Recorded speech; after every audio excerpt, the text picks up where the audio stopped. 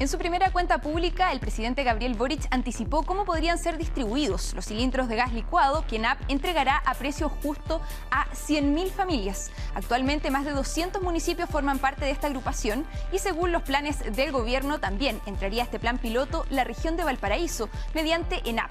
Por otra parte, el CERNAC confirmó que se sumará a la demanda colectiva iniciada por Conadecus para pedir las compensaciones a Metrogas y a GESA por el sobreprecio en los valores de un 20%, el cual fue revelado por un reportaje de Chilevisión Noticias. Sigue tomando fuerza la denuncia que la Corporación Nacional de Consumidores y Usuarios realizó contra la empresa Metrogas y a GESA. El CERNAC podría ser un buen apoyo para poder llevar adelante esta acción, para poder compensar a los consumidores por este daño, que son más o menos 400 millones de dólares.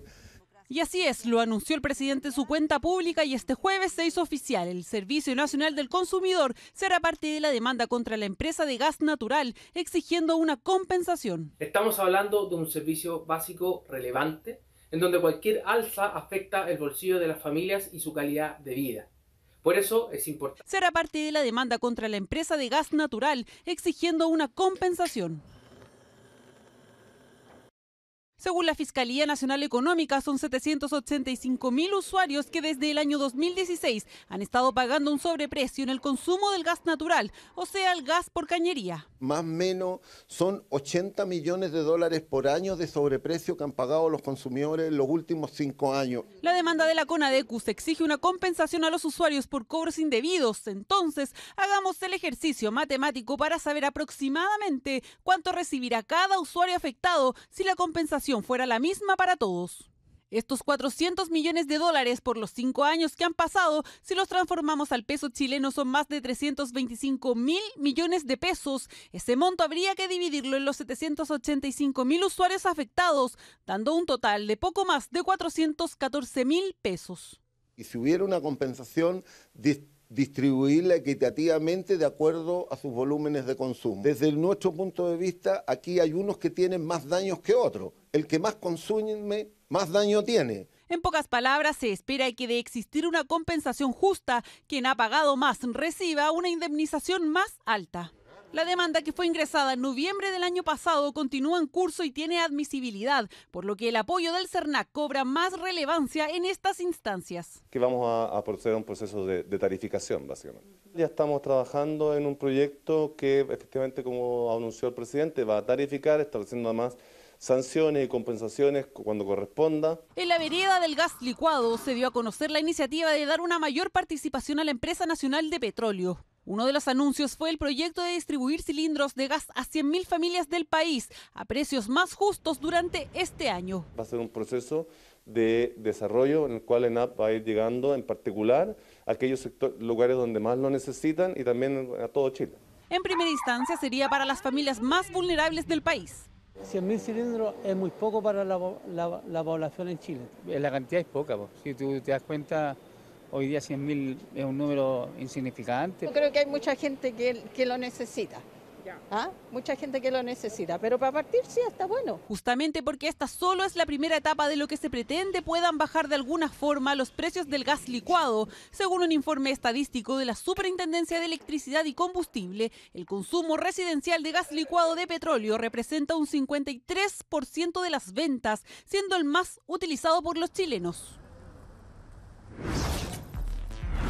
Y para ahondar más sobre esta situación y cuáles son las medidas necesarias para aplacar el alza de la luz y también del gas, tomamos contacto con Guillermo Acuña. Él es economista y académico de la Universidad de O'Higgins. Muchas gracias, Guillermo, por estar con nosotros.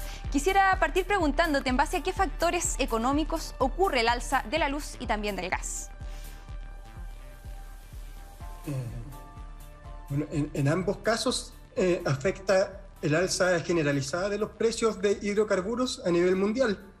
En el gas afecta directamente, pero también en el caso de la electricidad, ya que gran parte de la electricidad en Chile se genera a partir de hidrocarburos.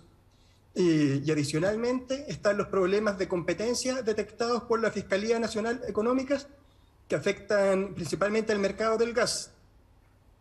Perfecto. Y en línea con eso, ¿qué relación tiene esto, por ejemplo, con la guerra en Ucrania, que se ha mencionado para las alzas de todos los productos también de la canasta básica, por ejemplo? Por un lado, los precios de los combustibles, de los cuales Rusia es uno de los mayores productores, afectan a la cadena completa de suministro, debido a que el combustible es un insumo importante en la producción y también en el transporte de materias primas y de todo tipo de productos. Y también sucede que ambos países son productores de alimentos. Entonces, eso encarece el precio mundial de los alimentos. Perfecto. Mencionabas tú el tema de cómo incide, ¿verdad?, el precio del combustible en los alimentos y en otra serie de productos que consumimos en la vida cotidiana. ¿Qué mecanismos podríamos utilizar para precisamente estabilizar el precio del combustible y así también aplacar el alza en toda la otra serie de productos que utilizamos? Es difícil disminuir los precios, sobre todo en el corto plazo, pero sí se pueden atenuar las alzas. Y eso es lo que ha hecho el gobierno a través de mecanismos como el MEPCO y el FED, que es el Fondo de Estabilización de los Precios del Petróleo, que tienen como objetivo hacer que, no evitar que los precios suban, pero que suban más lentamente, de forma que los hogares y empresas tengan tiempo de adaptarse. En el largo plazo, lo que sería adecuado es que se hagan inversiones de forma que la generación eléctrica dependa menos de los precios de los combustibles. Es decir, tratar de fomentar más la generación hidroeléctrica y también las energías renovables no convencionales, aunque en el corto plazo no es muy factible hacer esas mejoras rápidamente.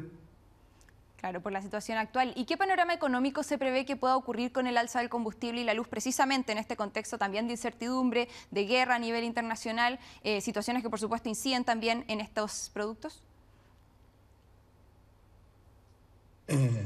Bueno, se espera que los precios se mantengan, no sé, al menos durante un año, y eso depende en gran medida de la efectividad que tengan también los bancos centrales de cada país para disminuir la demanda agregada, y en particular lo que puede hacer la FED en Estados Unidos. Entonces, se piensa que podría haber una recesión en Estados Unidos que podría también afectar a Chile. Y de hecho, también se proyecta una recesión para Chile. Y esa recesión, si bien es mala desde el punto de vista del empleo y de los salarios, sí ayudaría a disminuir rápidamente la inflación, dado que tenemos un problema tanto de oferta como de demanda excesiva. En el caso de la oferta no es mucho lo que podemos hacer en el corto plazo, pero sí los gobiernos pueden tratar de disminuir la demanda agregada.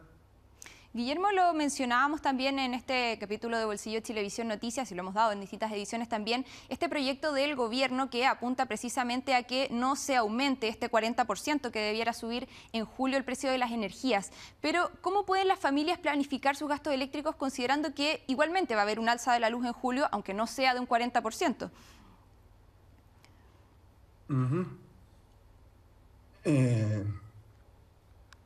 Bueno, ahí hay que tratar de adaptarse a la nueva situación, por ejemplo, buscando sustitutos. Entonces, se podría esperar que por el lado de los combustibles fósiles, de los hidrocarburos, los precios se mantengan altos durante un mayor tiempo, pero en el caso de la electricidad es más posible que los precios se moderen, ya que solamente una parte de esa alza en el costo se transfiere a los consumidores.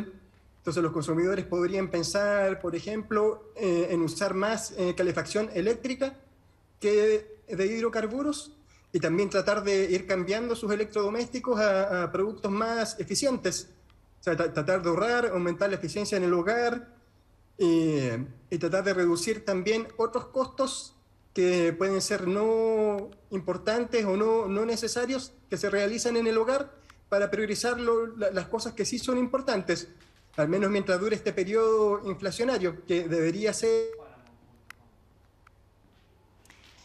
Bueno, algo tú ya adelantabas, Guillermo, respecto a esta materia, pero no sé si hay alguna medida que pudiera adoptar el gobierno para poder aplacar el alza del precio del combustible y de la luz. No sé si tenemos algún problema en la comunicación. Guillermo, ¿nos escuchas bien? Sí. Sí, perfecto. Habíamos tenido algún problema ahí. Quería saber qué medidas podría adoptar el gobierno para poder aplacar el alza del precio del combustible y el precio de la luz. Algo mencionabas tú respecto también, por ejemplo, al MEPCO. ¿Qué otras medidas se pueden utilizar para poder evitar estas alzas tan significativas para el bolsillo de los chilenos? Bueno, el gobierno no puede disminuir las alzas, pero sí las puede suavizar. Y lo otro que puede hacer es subsidiar el consumo a través de subsidios directos a los hogares más pobres. Puede disminuir el precio que estos hogares pagan. Y en el caso de lo que anunció que va a hacer en el caso de los precios de la luz, es que los hogares de mayor consumo, que deberían ser los hogares de mayores ingresos, subvencionen a los hogares de menor consumo. Entonces lo que se busca hacer es una transferencia de poder adquisitivo, ya que los hogares de menor consumo terminarían pagando menos por sus cuentas. Podría ser un programa efectivo, al menos desde el punto de vista teórico. Perfecto, te agradecemos, Guillermo Acuña, de la Universidad O'Higgins, por esta entrevista, y vamos a ir ahora a una breve pausa, pero ya volvemos con más Bolsillo Chilevisión Noticias.